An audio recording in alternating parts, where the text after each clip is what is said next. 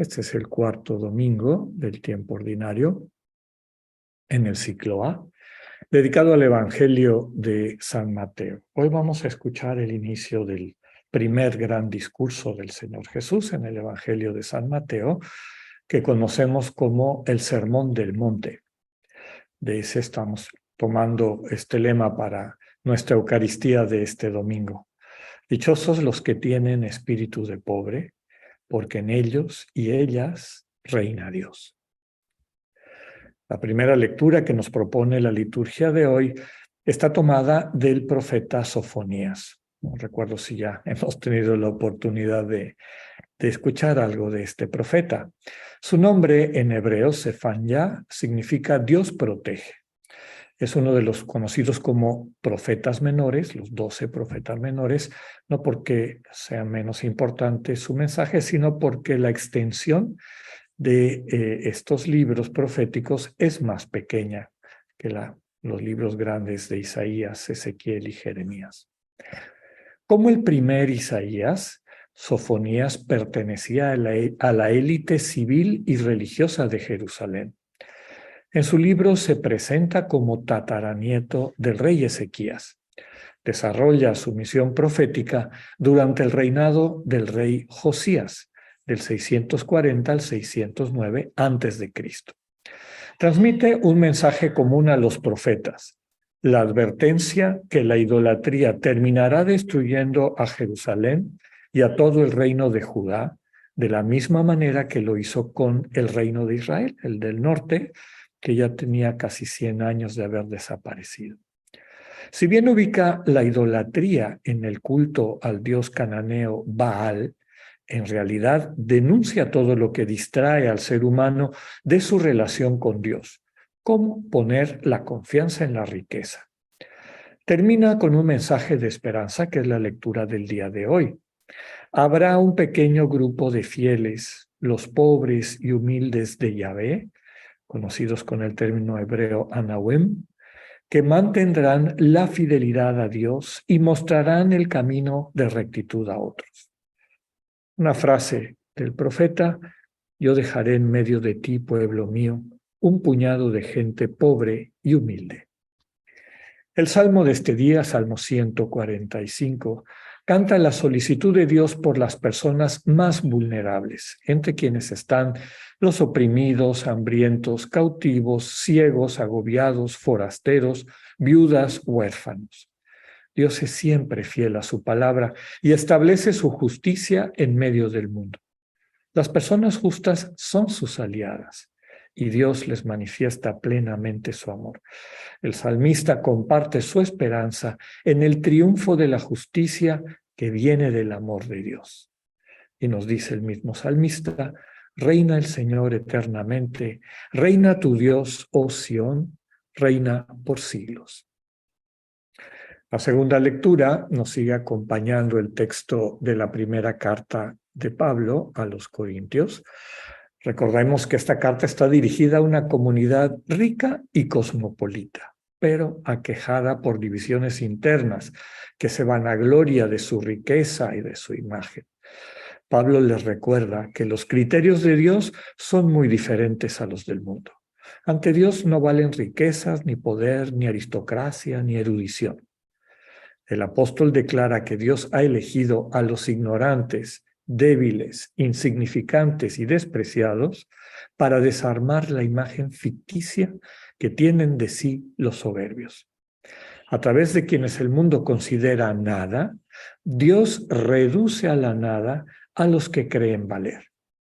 Jesús es nuestra única sabiduría, nuestra justicia, santificación y redención. Por eso invita el apóstol el que se gloríe en el Señor. Y así llegamos a la lectura del Evangelio de este día, capítulo 5 de Mateo, el inicio del Sermón del Monte, en los versículos 1 al 12, que son las bienaventuranzas. Primer discurso del Señor en este Evangelio. Al inicio, Mateo cita diversas regiones que representan la extensión del reino de David. Quiere decir que todo Israel está interesado por Jesús y se acerca a escuchar su enseñanza. Está también el símbolo de subir al monte, y por eso es el Sermón del Monte. El monte es el lugar simbólico de la presencia de Dios. Ahí Jesús se sienta, nos dice el texto, es decir, toma posesión del lugar que le corresponde como maestro. Desde la antigüedad se utilizaba este término, ¿no? Y la gente se sienta a los pies del maestro, pero el maestro está en el lugar desde el cual enseña. De ahí viene nuestra palabra cátedra, que significa silla o sillón, donde el que enseña se sienta. También el obispo en su cátedra, y por eso la iglesia donde el obispo enseña es la catedral. Es claro que hay paralelismos con Moisés. Moisés que subió al monte para recibir la primera alianza. Ahora Jesús desde el monte proclama la nueva y definitiva alianza. En el Sinaí nadie podía acercarse siquiera al monte. Toda comunicación era a través de Moisés. Pero con Jesús cambian las cosas. Todos suben con él. Todos están invitados a subir con él a ese lugar de encuentro con Dios. Se acaban las mediaciones, los discípulos entran a la esfera divina, están con el Señor. El Sermón del Monte inicia con las bienaventuranzas, que es la lectura de hoy. La primera dice, dichosos los que tienen espíritu de pobres, porque esos tienen a Dios por rey. La octava y la última dice, dichosos los que viven perseguidos por su fidelidad, porque estos tienen a Dios por rey. Fíjense que estas dos, la primera y la octava, tienen el verbo en presente. Tienen ya ahora a Dios por rey. ¿Quiénes? Los que tienen espíritu de pobres y aquellos que viven perseguidos, es decir, atacados por quienes actúan contra Dios, precisamente por su fidelidad al Señor.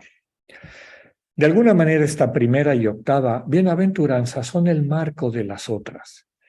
Ya les comentaba que en ellas dos el verbo está en presente, es ya una realidad. El reinado de Dios es una realidad que existe ya ahora.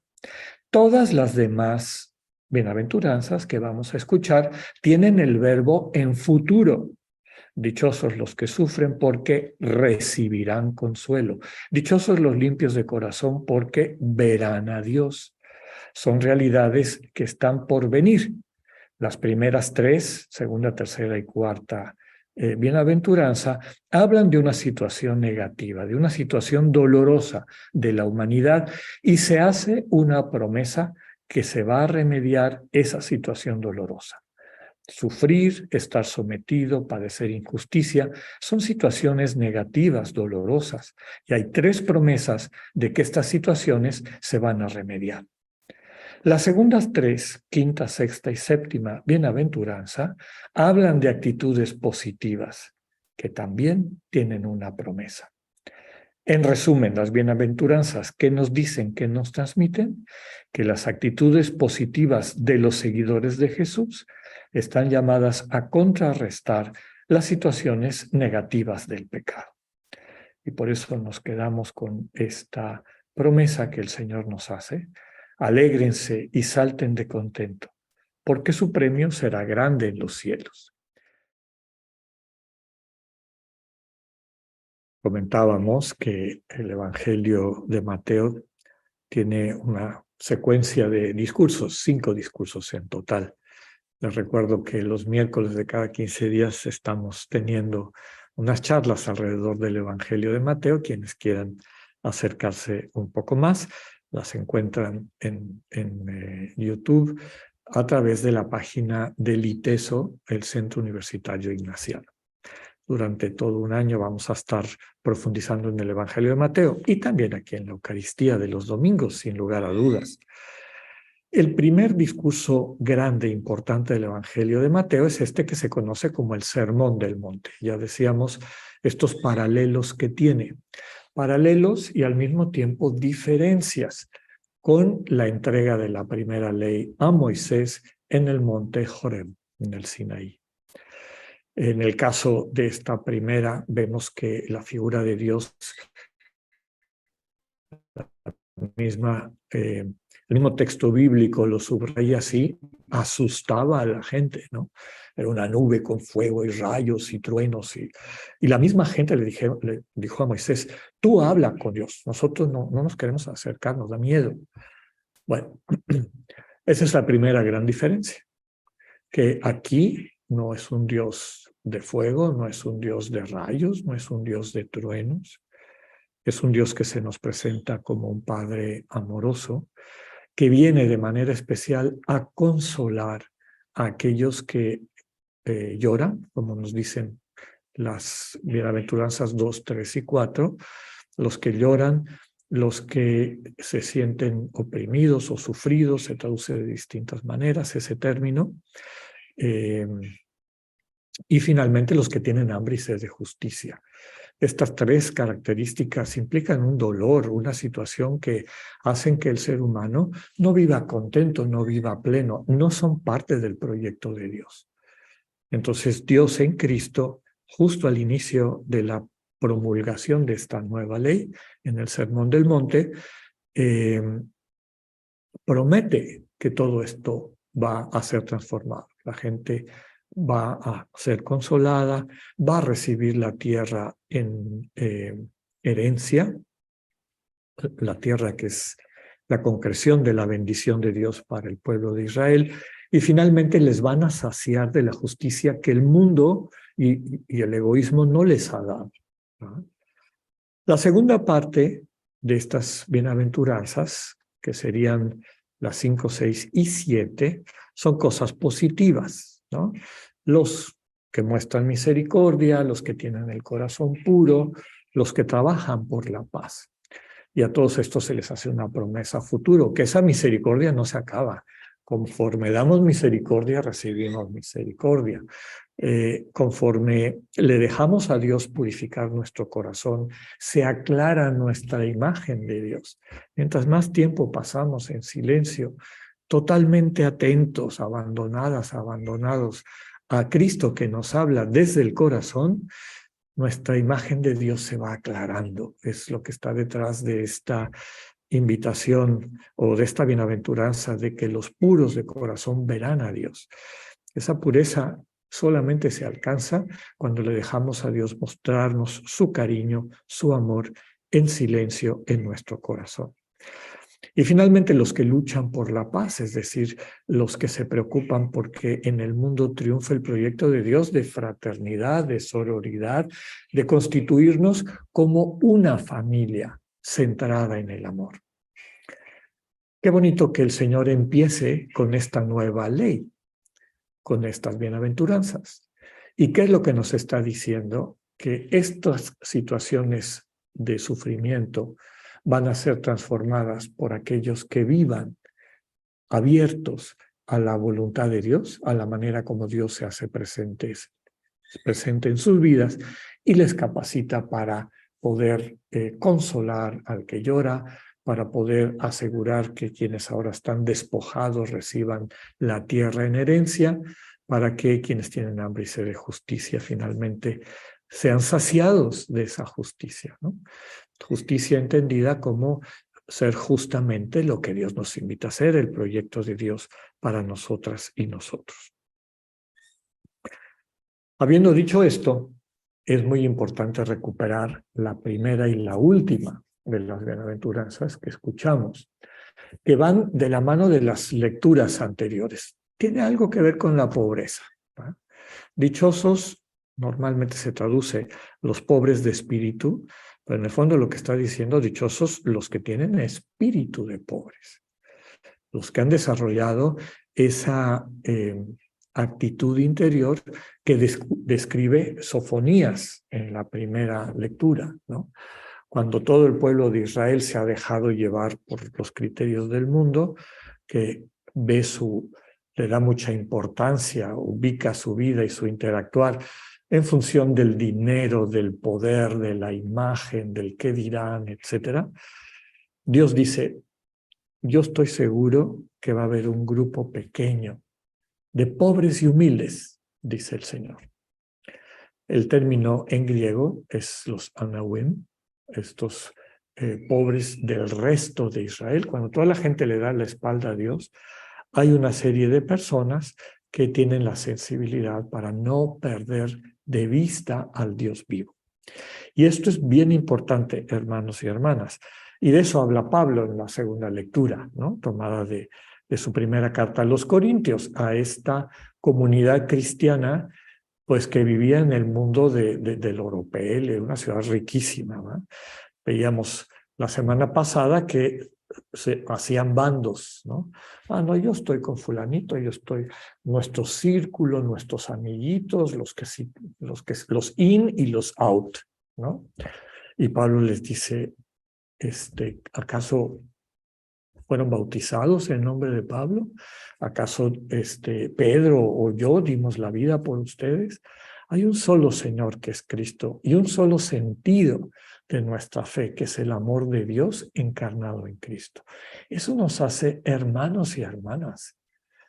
Termina la lectura de hoy subrayando, en lo único que nos podemos gloriar, es decir, alegrar, sentirnos seguros, contentos, contentas, es en el amor del Señor, en Cristo. Y ese amor, hermanos y hermanas, si no lo sentimos, no nos transforma. Y de esto quiero hablar también con un poquito más de profundidad. Ya desde el texto de Sofonías se habla de dos términos que van de la mano, pobreza y humildad. En el fondo de la pobreza y de la humildad verdadera, porque también hay pobreza del que no le queda más remedio, porque por cualquier razón de la vida se encuentra escaso de recursos económicos, emocionales, familiares, de salud inclusive, en fin. No está hablando de esa pobreza, ni tampoco de la humildad fingida, ¿no? La falsa humildad de la que se habla. Gente que se hace la humilde para sentirse más que los otros. Entonces es una contradicción, ¿verdad? No hay nadie más humilde que yo en este mundo, por bromear de alguna manera. La verdadera humildad, y pobreza de la que habla las bienaventuranzas, tienen como sustrato el amor. Solamente una persona que se viva profundamente amada es realmente pobre en el sentido de los términos de este mundo, ¿va? Puede no tener un peso partido a la mitad, puede inclusive haber perdido la salud, muchísimas cosas. Pero el tesoro escondido, el sentido de la vida humana es el amor, el cariño. El amor de Dios, desde luego, que siempre nos acompaña, y el problema es que no nos damos cuenta porque andamos en 20 tonterías. Y también el amor de nuestros hermanos y hermanas.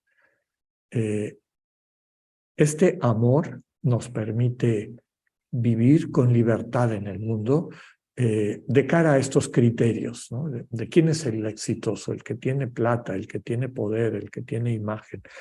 Y basta abrir el periódico, recordar las noticias del año pasado, cuánta gente con muchísimo dinero, muchísima fama, terminaron radicalmente infelices y hasta quitándose la vida tristemente. Cuando nos abrimos al amor de Dios, somos pobres naturalmente. Tenemos este espíritu de pobreza en el sentido de todo lo recibo de Dios y en particular lo más importante que es su amor. Y eso también hace a la gente humilde. Normalmente quien es soberbio, normalmente quien quiere imponer su punto de vista, etcétera, es porque en el fondo está inseguro. Y siente que si pierde ese control de su vida y de los demás, quién sabe dónde van a terminar las cosas. Pero quien está sostenida por el amor de Dios, no necesita controlar a nadie. Ama de manera natural. El amor de Cristo le basta, como hemos dicho muchas veces. Quisiera terminar esta reflexión, hermanas y hermanos, subrayando que solo quien está sostenida por este amor de Cristo y tiene este espíritu de pobre, puede hacer una real contribución a consolar a los que lloran, a asegurar que los despojados reciban la herencia que Dios les ha dado, a que aquellos que tienen hambre y sed de justicia perciban esta justicia de Dios a través del amor de quienes vinculadas a Dios, se acercan a ellos para servirlos. Pidámosle al Señor la gracia de focalizar nuestro corazón en el rostro de Dios sin demasiados conceptos, ideas y demás, para dejarle a Dios ser Dios y captar cómo su cariño, ese cariño al que le prestamos atención de manera especial cada vez que hacemos oración y en particular la oración de silencio, nos va liberando. Ya no necesitamos cosas externas para sentirnos seguros, para sentirnos felices. Y eso nos capacita para que lo que tenemos y somos lo podamos utilizar al servicio de nuestros hermanos y hermanas, construyendo esta comunidad de amor. Recordemos lo que el Señor nos dice, que saltemos de alegría conforme vayamos sintiendo esto, porque ese gran premio que Dios tiene preparado para nosotros en la vida eterna, ya lo empezamos a gustar, a vivir en este mundo. Que así sea.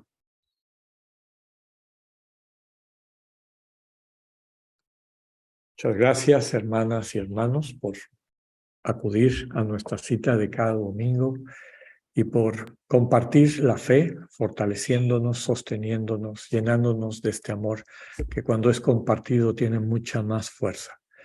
Y sobre todo cuando abrimos nuestra conciencia al amor infinito de Dios.